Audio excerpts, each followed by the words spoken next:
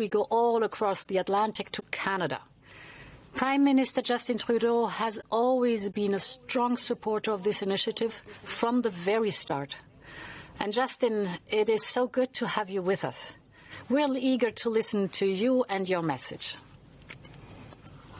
Merci, Ursula. Merci. Thank you, Ursula, and thank you for your leadership on this initiative. It's extremely important for us to act together. So this will all be very useful for all of us. Today, I think it's extremely important the way the world has come together with an understanding that a global crisis requires a global response.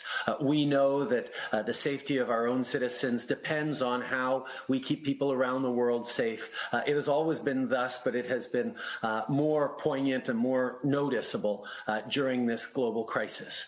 When a storm comes, people tend to want to hunker down with their friends, with their families, and wait till it blows over.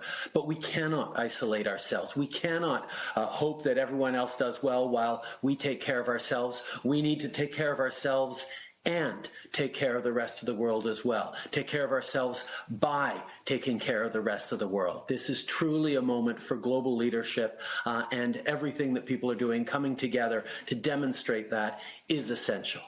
Obviously, we know we can't get back to full normal until we develop vaccines, and that's why Canada and so many countries around the world and scientists and researchers are pushing hard to develop a vaccine for COVID-19. And we're happy to support in those initiatives here at home and around the world.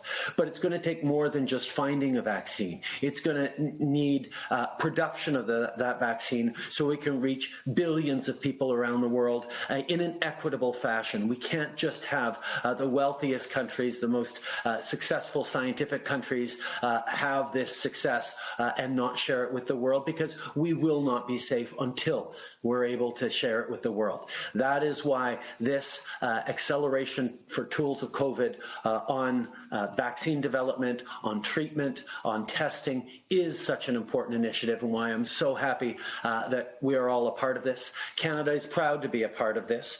Our contribution of more than $850 million includes significant investments in Canadian medical research and development.